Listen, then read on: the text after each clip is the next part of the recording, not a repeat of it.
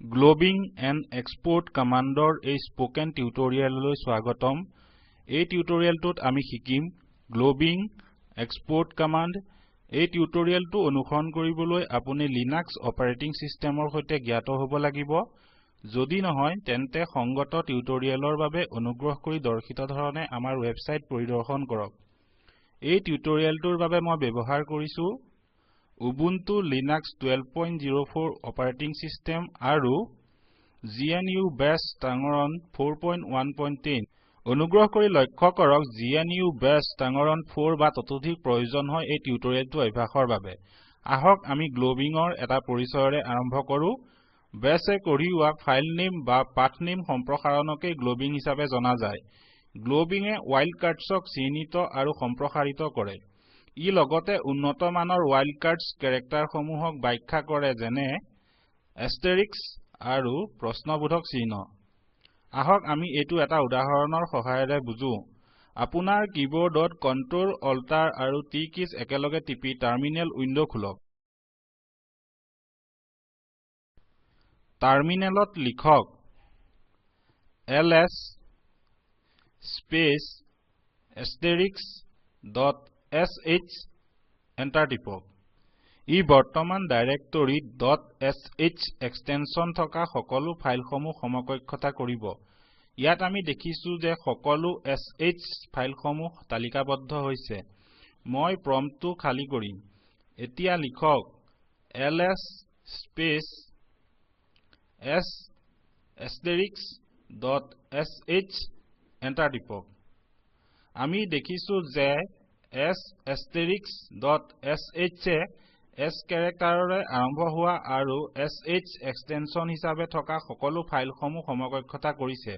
আহক আগবাঢ়ি যাও এতিয়া লিখক ls স্পেচ আৰম্ভণি বৰবন্ধনী a-c সামৰণি বৰবন্ধনী asterisk .sh এন্টাৰ টিপক ই আখৰ a বা b বা c ৰে আৰম্ভ হোৱা ফাইলসমূহ সমকক্ষতা আৰু দৰ্শিত কৰিব আউটপুটটো নিৰীক্ষণ কৰক আমি আখৰ a বা b বা c ৰে আৰম্ভ হোৱা সকলো ফাইলসমূহৰ এখন তালিকা দেখিম আৰু এই ফাইলসমূহৰ sh এক্সটেনশন আছে এতিয়া আহক আগবাঢ়ি যাও আৰু লিখক ls স্পেচ আৰম্ভণি বৰবন্ধনী কেৰেট চিহ্ন a-c সামৰণি বৰবন্ধনী asterisk .sh এন্টাৰ টিপক ই sh এক্সটেনশন থকা সকলো ফাইল নামসমূহ সমকক্ষতা কৰিব কিন্তু a বা b বা c ক্যাৰেক্টাৰৰে আৰম্ভ হোৱা সমূহক উপেক্ষা কৰিব আউটপুটটো নিৰীক্ষণ কৰক আপুনি লক্ষ্য কৰিব যে ফাইল নেমসমূহ ক্যাৰেক্টাৰ a b বা c ৰে আৰম্ভ হোৱা নাই মই প্ৰম্পটটো খালি কৰিম এতিয়া লিখক ls স্পেচ আৰম্ভণি বৰবন্ধনী বৰফলা a সৰুফলা a সামৰণি বৰবন্ধনী asterisk চিহ্ন .sh এন্টাৰ টিপক ই আখৰ a ৰ বৰফলা আৰু সৰুফলাৰে আৰম্ভ হোৱা সকলো ফাইল নেমসমূহ সমকক্ষতা কৰিব আউটপুটটো চাওক আখৰ a ৰ বৰফলা আৰু সৰুফলাৰে আৰম্ভ হোৱা সকলো ফাইল নেমসমূহ আৰু এক্সটেনশন sh সমূহ তালিকাবদ্ধ হৈছে এতিয়া আহক বেছত এক্সপোৰ্ট কমান্ডটো চাও স্লাইডসমূহলৈ যাও বেছত ভেৰিয়েবলসমূহ সিহঁতৰ নিজস্ব সেললৈ লোকেল হয় লোকেল ভেৰিয়েবলসমূহ একে সেল বা বৰ্তমান সেলটোৰ দ্বাৰা ব্যৱহৃত হ'ব পাৰে এক্সপোৰ্ট কমান্ডে এটা ভেৰিয়েবল বা এটা ফাংচন সকলো চাইল্ড প্ৰচেছসমূহৰ এনভাইৰনমেন্টলৈ ৰপ্তানি কৰে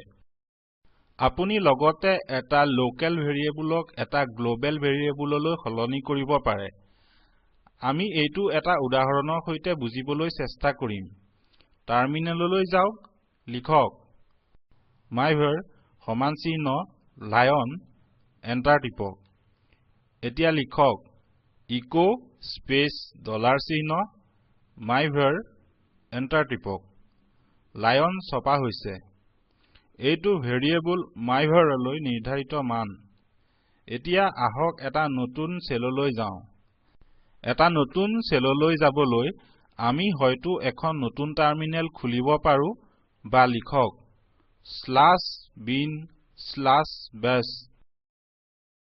এণ্টাৰ টিপক এতিয়া আহক ভেৰিয়েবল myvar ত মান পৰীক্ষা কৰো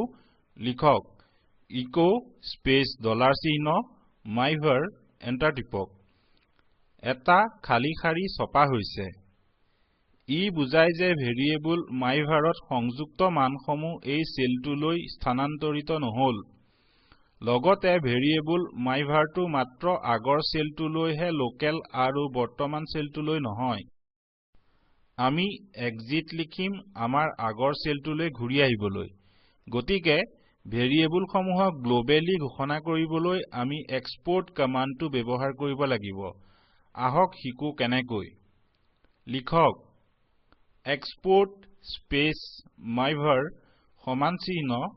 lion এণ্টাৰ টিপক এতিয়া লিখক echo স্পেস ডলাৰ চিহ্ন myvar এণ্টাৰ টিপক লায়ন দৰ্শিত হৈছে আহক আন এটা সেললৈ যাও লিখক /bin/bash এণ্টাৰ টিপক মই প্ৰম্পটটো খালী কৰিম এতিয়া লিখক echo স্পেস ডলাৰ চিহ্ন myvar লায়ন দৰ্শিত হৈছে এটো এই কাৰণে যে আমি export কমাণ্ডটো ব্যৱহাৰ কৰি ভেৰিয়েবল myvar টো গ্লোবেলি ঘোষণা কৰিছো ইয়াৰ দ্বাৰা আমি এই টিউটোৰিয়েলটোৰ শেষ পালোহি আহক আমি মূল ভাব চাও আমাৰ স্লাইডসমূহলৈ ঘূৰি যাও এই টিউটোৰিয়েলটোত আমি শিকিলো গ্লোবিং export কমাণ্ড এটা অনুশীলনী হিচাপে গ্লোবিঙত আলোচিত সকলোবিলাক অপাৰেশনছ কৰিবলৈ এটা বেছ স্ক্ৰিপ্ট লিখক তলৰ সংযোজনত দেখিবলৈ পোৱা কথাচিত্ৰটো চাব এটো স্পোকেন টিউটোৰিয়েল প্ৰকল্পৰ মূল ভাব আপোনাৰ যদি বেণ্ডউইথ ভাল নহয় আপুনি এটো ডাউনলোড কৰি চাব পাৰিব স্পোকেন টিউটোৰিয়েল প্ৰকল্পৰ দলে স্পোকেন টিউটোৰিয়েল ব্যৱহাৰৰ কৰ্মশালা পাতে অনলাইন পৰীক্ষাত উত্তীৰ্ণসকলক প্ৰমাণপত্ৰ দিয়ে অধিক জানিবলৈ অনুগ্ৰহ কৰি contact@spoken-tutorial.org লৈ লিখক স্পোকেন টিউটোৰিয়েল প্ৰকল্প টক টু এ টিচাৰ প্ৰকল্পৰ অংশ হয় ইয়াক আইচিটি এমএচআৰডি ভাৰত চৰকাৰৰ জৰিয়তে নেশনেল মিছন অন এডুকেশ্যনে সহায় কৰিছে এই মিছনৰ বিষয়ে অধিক তথ্য তলৰ সংযোজনত উপলব্ধ স্ক্ৰিপ্টটো ফচি আৰু স্পোকেন টিউটোৰিয়েল দলে অৱদান দিছে মই মৌচম হাজৰিকা সংযোগ কৰাৰ বাবে ধন্যবাদ